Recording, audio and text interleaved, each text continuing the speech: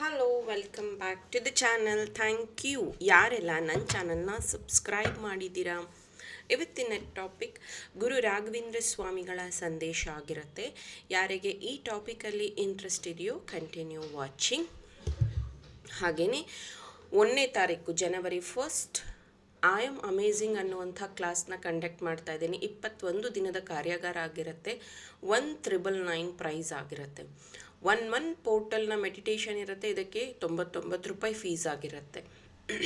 ಇದು ಬಿಟ್ಟು ವಿಷನ್ ಬೋರ್ಡ್ನ ನಾನು ಕಂಡಕ್ಟ್ ಮಾಡ್ತಾ ಇದ್ದೀನಿ. 2026 ನಿಮ್ಮ ವಿಷನ್ ಏನಿದೆಯೋ, ನಿಮ್ಮ ಗೋಲ್ ಏನಿದೆಯೋ ಅದನ್ನು ಅಚೀವ್ ಮಾಡೋದಕ್ಕೆ ಇದು ಒಂದು ಟೂಲ್ ಆಗಿರುತ್ತೆ. ಈ ಹಿಂದೆ ನೀವು ಮಾಡಿಲ್ಲ ಅಂದರೆ ಒಂದು ಸತಿ ಮಾಡಿ ನೋಡಿ, 100% ಇದು ನಿಮ್ಮ ಜೀವನದಲ್ಲಿ ವರ್ಕ್ ಆಗುತ್ತೆ.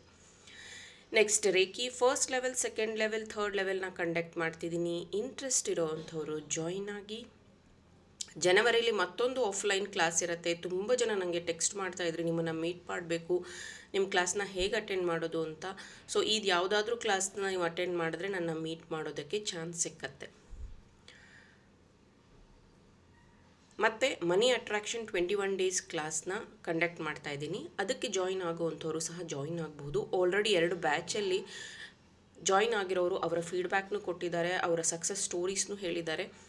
ಬಟ್ ನಾನು ಅದನ್ನೆಲ್ಲೂ ಪೋಸ್ಟ್ ಮಾಡಿಲ್ಲ. ನೀವು ಕ್ಲಾಸಿಗೆ ಬಂದಾಗ ಅಥವಾ ಲೈವ್ ಬಂದಾಗ ನಾನು ಅದನ್ನು ಶೇರ್ ಮಾಡ್ತೀನಿ. Let's start. ಶ್ರೀ ಗುರು ರಾಘವೇಂದ್ರ ಸ್ವಾಮಿಗಳ ಸಂದೇಶ.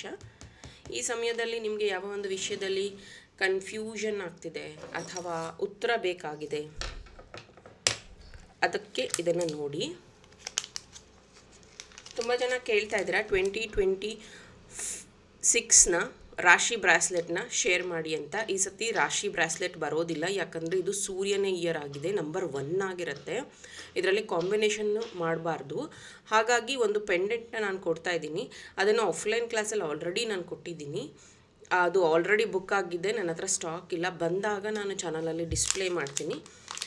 ಇವತ್ತು ಈ ಒಂದು ಯುನೀಕ್ ಬ್ರಾಸ್ಲೆಟ್ನ ನಿಮ್ಮ ಹತ್ರ ಶೇರ್ ಮಾಡ್ತಾ ಇದ್ದೀನಿ. ನೋಡ್ಬೋದು ನೀವು ಎಷ್ಟು ಬ್ಯೂಟಿಫುಲ್ ಆಗಿದೆ ಅಂತ.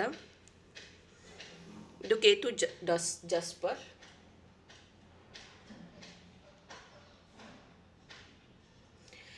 ಇದನ್ನು ಹಾಕ್ಕೊಳ್ಳೋದ್ರಿಂದ ನಿಮ್ಮ 9 ಗ್ರಹಗಳು ಬ್ಯಾಲೆನ್ಸ್ ಆಗಿರುತ್ತೆ ಮತ್ತು ಯಾವುದೇ ರೀತಿ ದೃಷ್ಟಿಗಳಾಗೋದಿಲ್ಲ ಮತ್ತು ಸಕ್ಸಸ್ ಆಗೋದಕ್ಕೆ ಈ ಒಂದು ಬ್ರಾಸ್ಲೆಟ್ ನಿಮಗೆ ಹೆಲ್ಪ್ ಮಾಡುತ್ತೆ. ಮತ್ತು ಎಲ್ಲರ ಥರನೇ ನಾನು ಹೇಳ್ತಾ ಇರೋದು, ಇದು ಮಾರ್ಕೆಟಲ್ಲಿ ಸಿಗಲ್ಲ, ನಾನೇ ಇದನ್ನು ಡಿಸೈನ್ ಮಾಡಿಸಿರೋವಂಥದ್ದು. ಇಂಟ್ರೆಸ್ಟ್ ಇರೋವಂಥವ್ರು ನನ್ನ ವಾಟ್ಸಪ್ ನಂಬರ್ಗೆ ಮೆಸೇಜ್ ಮಾಡಿ ಪರ್ಚೇಸ್ ಮಾಡಿ. ಶ್ರೀ ಗುರು ರಾಘವೇಂದ್ರ ಸ್ವಾಮಿಗಳ ಸಂದೇಶ.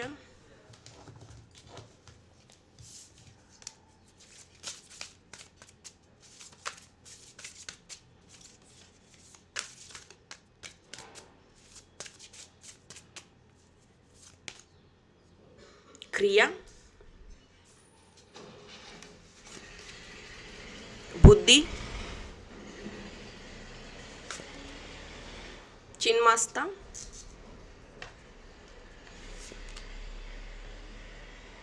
ತಂತ್ರ,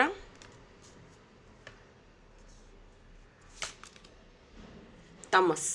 ಓಕೆ,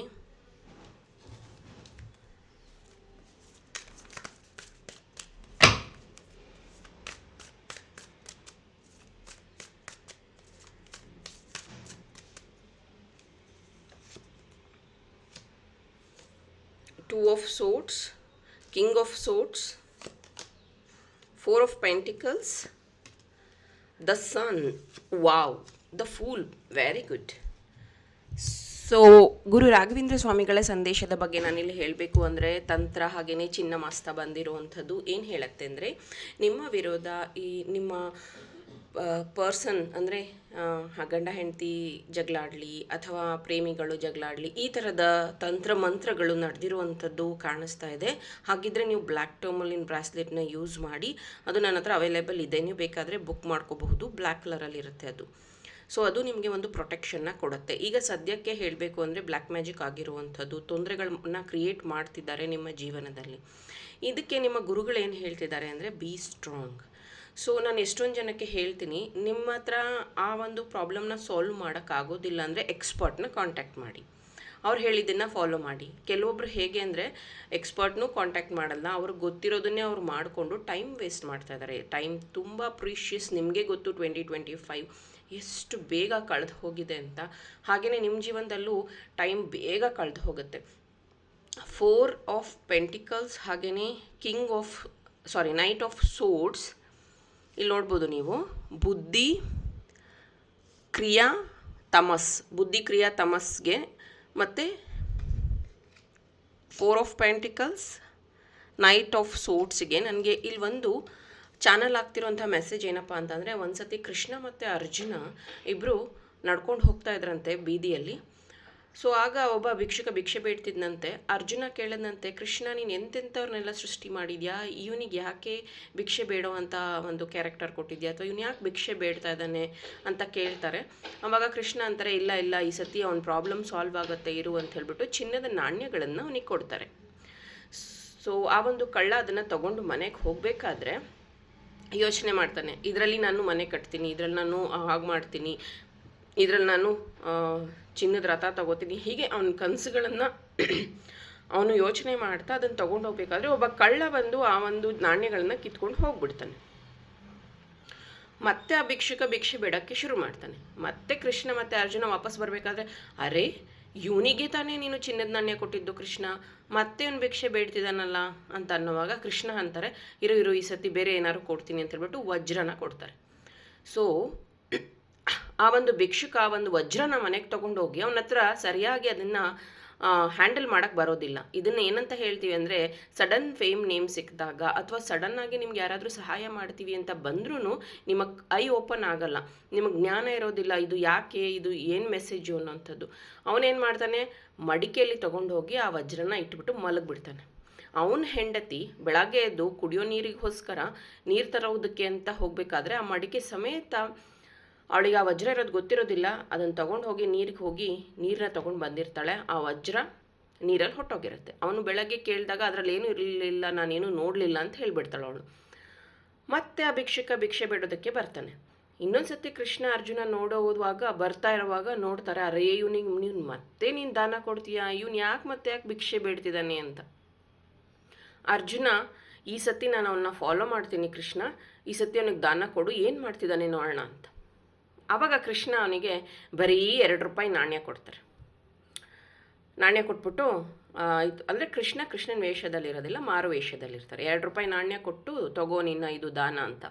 ಸೊ ಅವನು ಖುಷಿಯಾಗಿ ಮನೆಗೆ ಹೋಗುವಾಗ, ಈ 2 ರೂಪಾಯಲ್ಲಿ ನನ್ನ ಜೀವನದಲ್ಲಿ ಏನಾಗೋದಿದೆ, ಇನ್ನೂ ಒಂದು ಸ್ವಲ್ಪ ಭಿಕ್ಷೆ ಬೇಡಿದ್ರೆ ಜಾಸ್ತಿ ದುಡ್ಡು ಬರುತ್ತೆ ಅಂದ್ಕೊಂಡು ಆ ಯೋಚನೆ ಮಾಡ್ಕೊಂಡು ಮನೆಗೆ ಹೋಗಬೇಕಾದ್ರೆ ಒಬ್ಬ ಮೀನುಗಾರ ಬರ್ತಿರ್ತಾನೆ. ಒಂದು ಮೀನು ತುಂಬ ಒದ್ದಾಡ್ತಾ ಇರುತ್ತೆ.